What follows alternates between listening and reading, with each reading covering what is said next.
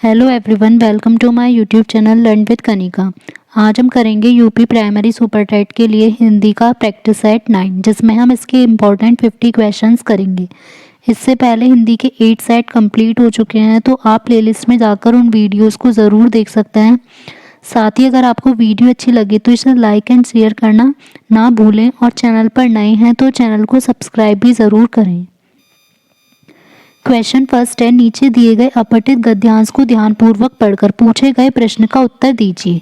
तो ये हमें पहले गद्यांश दिया गया है। पहले हम क्वेश्चन को देखेंगे कि रेखांकित वाक्य में प्रयुक्त क्रिया विशेषण क्या है। तो हमें यहाँ पर पूरा पैसेज पढ़ने की नीड नहीं है, बस हम देखेंगे कि रेखांकित वाक्य क्या है।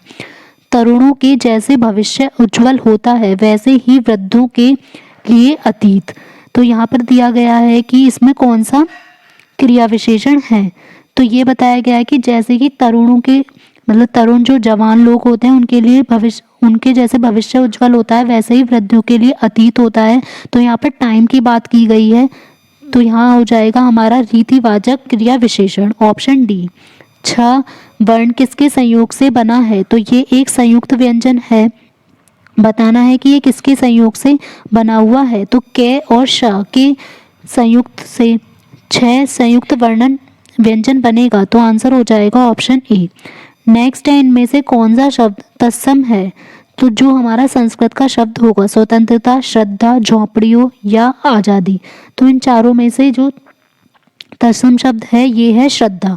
तो आंसर हो जाएगा ऑप्शन बी। नेक्स्ट है, निजत्व संज्ञा शब्द क्या है, जिसमें हमारे लास्ट में तब लगा होता है। इस टाइप के जो हमें संज्ञा वर्ड होते हैं ये होते हैं हमेशा भाववाचक। तो आंसर हो जाएगा ऑप्शन बी, भाववाचक। निजत्व में जैसे त्वा आ गया या फिर ता आ सकता है, मानवता। तो इस टाइप के शब्दों में हमेशा भाववाचक संज्ञा होगी। नेक्स्ट है, लिंग की दृष्टि से दही क्या है। तो लिंग की दृष्टि से दही यहाँ पर आ जाएगा कि पुल्लिंग। तो दूध और दही दोनों ही पुल्लिंग में आएंगे। तो आंसर हो जाएगा यहाँ पर ऑप्शन बी। नेक्स्ट है, नीचे दिए गए अपठित गद्यांश को ध्यानपूर्वक पढ़कर पूछे गए प्रश्न का उत्तर दीजिए। तो यहाँ पर ये गद्यांश दे रखा है। नेक्स्ट पूछा है कि भी शब्द कैसा है। तो इसके लिए हमें गद्यांश को पढ़ने की ज़रूरत नहीं है, क्योंकि नॉर्मली हमें पता है कि भी जो शब्द होता है वो किसके अंतर्गत आता है, निपात में।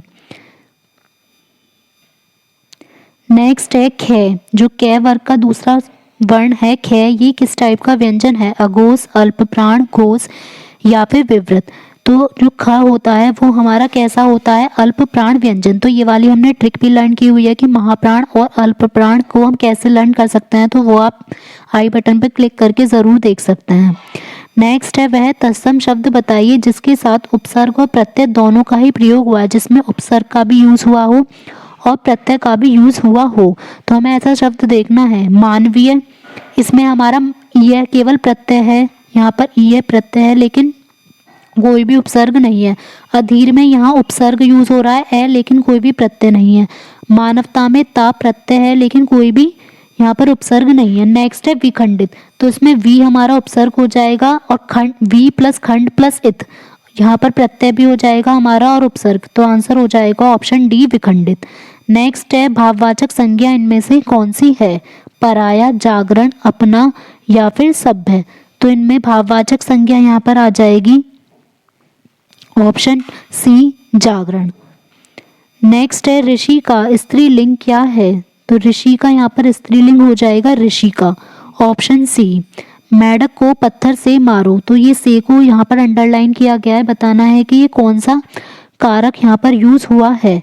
तो करण का जो चिन्ह होता है वो से होता है, तो यहाँ पर आ जाएगा करण कारक। नेक्स्ट है, अजय बीकानेरी भुजिया पसंद करता है। तो इसमें विशेषण क्या है। तो यहाँ पर अजय तो हो गया हमारा संज्ञा, बीकानेरी भुजिया। तो यहाँ पर भुजिया की जो विशेषता बताई गई है वो है बीकानेरी। तो बीकानेरी हो जाएगा यहाँ पर विशेषण, ऑप्शन बी। अध्यापक भर्ती परीक्षा का परिणाम 1 माह में आ जाएगा। तो ये किस टाइप का, ये तो हमें दिया गया है कि भविष्य काल है क्योंकि आ जाएगा। बताना है कि ये कौन से टाइप का भविष्य काल है। तो यहाँ पर दिया गया है कि 1 माह में आ जाएगा, ये पूर्ण भविष्य काल है, ऑप्शन बी। अन उपसर्ग का अर्थ क्या है। जब हम किसी के आगे अन लगा देते हैं तो उसका मीनिंग हो जाता है निषेध, किसी चीज़ को मना करना। जैसे यहाँ पर हमारा उपयोगी का यूजफुल आ जाएगा तो उसके आगे हम लगा देते हैं अन को जोड़ के अनुपयोगी, तो वो हो जाता है हमारा यूजलेस, तो इसका मीनिंग हो जाएगा निषेध। नेक्स्ट है पियक्कड़ शब्द में कौन सा प्रत्यय यूज हुआ है, तो पी प्लस अक्कड़, तो यहाँ ऑप्शन सी हो जाएगा अक्कड़ प्रत्यय। नेक्स्ट है विद्यार्थी उदाहरण है कौन सी संधि का, तो विद्या प्लस अर्थी, तो विद्या प्लस अर्थी को मिलाकर बनता है विद्यार्थी, तो ये हो जाएगा दीर्घ स्वर संधि का उदाहरण। नेक्स्ट है यण संधि का उदाहरण कौन सा, नेक्स्ट है यण संधि का उदाहरण है अभ्यर्थी नबोड़ा शुभेच्छा प्राप्तोदक, तो यहाँ पर यण संधि का उदाहरण हो जाएगा अभ्यर्थी, जिसका हमारा संधि विच्छेद होगा अभि प्लस अर्थी, जिससे कि ई और ए का मिलके यहाँ पर यह बन जाएगा, तो आंसर होगा ऑप्शन ए। बहुव्रीहि समास का कौन सा उदाहरण नहीं है जिसमें बहुव्रीहि समास नहीं है, पंसेरी में भी है, कुसुमायुद्ध में भी है, दीर्घबाहु में भी है, लेकिन बारहसिंगा में यहाँ पर बहुव्रीहि समास नहीं होगा, तो यहाँ पर गिनती दे रखी है बारहसिंगा, तो यहाँ हो जाएगा द्विगु समास। नेक्स्ट है राजपुत्र में कौन सा समास है, तो राजपुत्र का संधि अगर हम समास वगैरह करेंगे तो ये हो जाएगा राजा का पुत्र, तो जहाँ भी कारक चिन्हों का प्रयोग होता है वहाँ होता है हमारा तत्पुरुष समास। और अगर पूछा जाए कि कौन सा कारक चिन्ह है तो यहाँ हो जाएगा का है, तो संबंध बताया गया है संबंध तत्पुरुष समास, ऑप्शन बी। नाक का बाल होना मुहावरे का क्या अर्थ है, तो नाक का बाल होना मीन्स बहुत अधिक प्रिय होना, ऑप्शन सी। निम्न में से कौन सा वारिद का पर्यायवाची शब्द नहीं है, तो वारिद का पर्यायवाची वारिद होता है बादल का, तो बादल का मेघ भी हो जाएगा, घन भी हो जाएगा, पयोद भी, लेकिन अम्बुज जो होता है वो किसका होगा, कमल का पर्यायवाची। अब ये सारे पर्यायवाची में ये होता है जो कमल के पर्यायवाची होंगे उसमें लास्ट में जय आएगा, और जो बादल के पर्यायवाची होंगे उनमें लास्ट में हमेशा दय आएगा, तो यहाँ आंसर हो जाएगा ऑप्शन बी। नीचे दिए गए परस्पर विलोम शब्दों के जोड़ों में से कौन सा गलत है उसे चुनना है, तो यहाँ पर दे रखा है दरिद्र का धनी, बिल्कुल ठीक है, दयालु का निर्दय, नूतन का पुराना, नया पुराना, लेकिन दीर्घ का लंबा नहीं आएगा, दीर्घ और लंबा दोनों समानार्थी शब्द हैं, दीर्घ का यहाँ पर आएगा लघु, तो आंसर हो जाएगा ऑप्शन बी। नेक्स्ट है निम्नलिखित वाक्यांश के बदले में एक शब्द का चयन कीजिए जिसकी कल्पना भी ना की गई हो, तो जिसकी कल्पना यहाँ पर पूछा है ना की गई हो तो वो हो जाएगा कल्पनातीत, ऑप्शन बी। श्रृंगार रस का स्थायी भाव क्या है, श्रृंगार रस का स्थायी भाव आ जाएगा रति। इसमें भी श्रृंगार रस दो टाइप के होंगे, एक तो संयोग श्रृंगार रस और एक वियोग श्रृंगार रस। हास आ जाएगा हमारा हास्य रस का और उत्साह आ जाएगा वीर रस का। नेक्स्ट है नीचे दिए गए अपठित पद्यांश को ध्यानपूर्वक पढ़कर नीचे पूछे गए प्रश्नों का उत्तर दीजिए। तो यहाँ पर है कि सूर्य के किस पर्यायवाची का प्रयोग यहाँ किया गया है, तो यहाँ पर पढ़ के देखते हैं कि सूर्य का कौन सा पर्यायवाची है। अब ना गहरी नींद में तुम सो सको कि गीत गाकर मैं जगाने आ रहा हूँ, अतल अस्ताचल तुम्हें जाने न दूंगा, अरुण उद्याचल सजाने आ रहा हूँ। तो जो अरुण होता है वो सूर्य का पर्यायवाची होता है, तो यहाँ पर आंसर हो जाएगा ऑप्शन सी अरुण। नीचे दिए गए अपठित गद्यांश को ध्यानपूर्वक पढ़कर पूछे गए प्रश्न का उत्तर दीजिए। इसमें क्वेश्चन है इनमें से आकाश का पर्यायवाची क्या है, अंबक, रसाल, तुषार, पुष्कर। तो यहाँ पर आकाश का पर्यायवाची होता है पुष्कर, तो आंसर हो जाएगा ऑप्शन डी। था किस वर्ग का व्यंजन है, तो हमें ये देखना है कि था जो आएगा वो उसका उच्चारण स्थान कौन सा होगा, तो ये होता है तय वर्ग का, तय वर्ग में हमारा आता है तय वर्ग का उच्चारण स्थान होता है दंत्य, तो आंसर होगा ऑप्शन सी।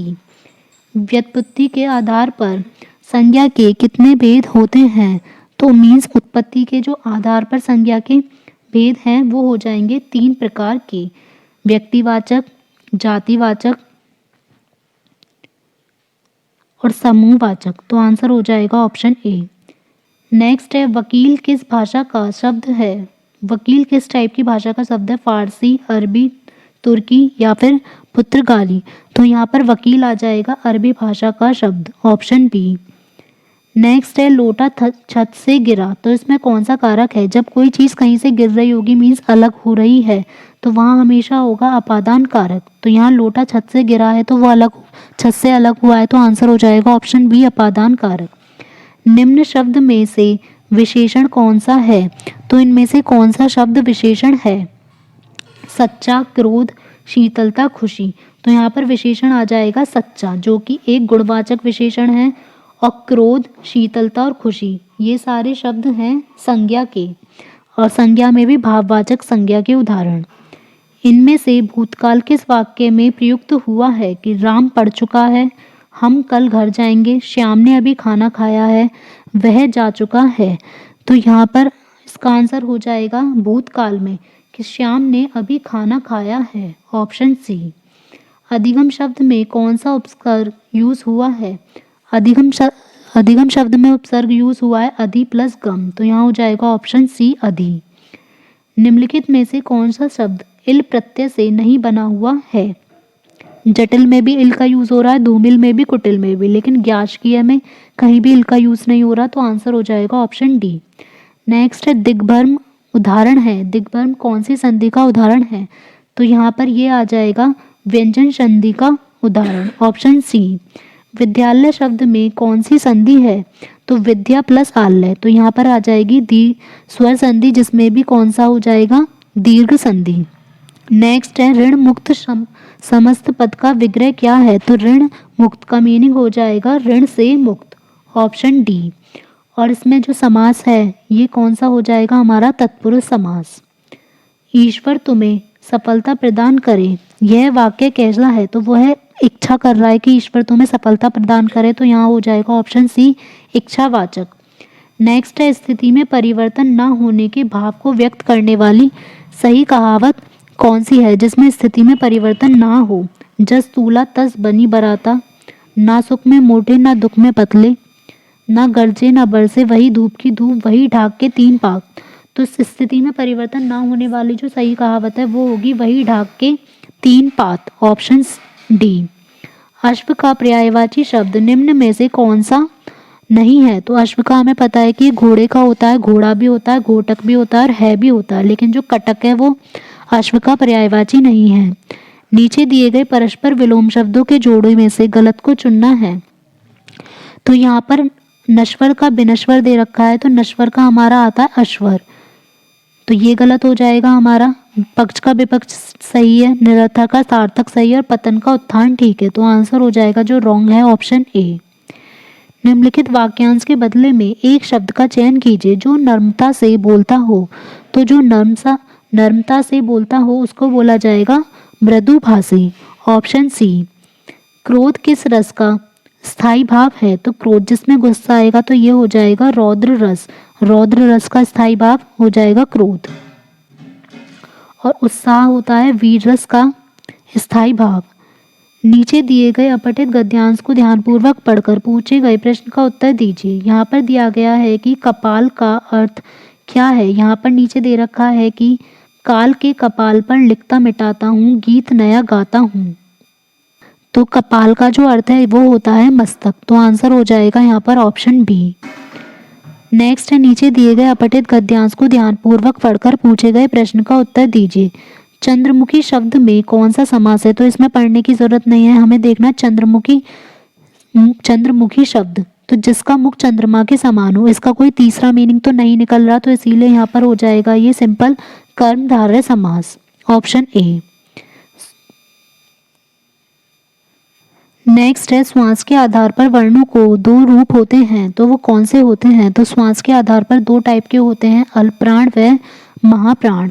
आश्रय शब्द का तद्भव रूप क्या हो जाएगा? तो जो आश्रय शब्द है ये कैसा है? तत्सम शब्द, तो जो इसका तद्भव रूप है ये क्या हो जाएगा? हमारा आसरा, ऑप्शन ए। हिंदी के शब्दों का लिंग निर्धारण किसके आधार पर किया जाता है? तो हमेशा जो लिंग निर्धारण है वो हमेशा संज्ञा के आधार पर किया जाता है कि वह पुल्लिंग है या फिर स्त्रीलिंग है। नेक्स्ट है इनमें से पुल्लिंग शब्द कौन सा है? दया, निर्धनता, बुढ़ापा, दुर्घटना। तो दया और निर्धनता और दुर्घटना ये तीनों स्त्रीलिंग में आते हैं, लेकिन जो बुढ़ापा है ये पुल्लिंग में काउंट किया जाता है, तो आंसर हो जाएगा ऑप्शन बी बुढ़ापा। अगर आपको क्लास अच्छी लगी हो तो वीडियो को लाइक एंड शेयर ज़रूर करें, और साथ ही चैनल पर अगर नए हैं तो चैनल को सब्सक्राइब करना ना भूलें। साथ ही आप बेल आइकन प्रेस कर सकते हैं ताकि आपको वीडियो का नोटिफिकेशन अपलोड होते ही मिल जाए। और कमेंट बॉक्स में ज़रूर शेयर करें कि आपको क्लास कैसी लगी और आपका स्कोर कैसा रहा। Thank you.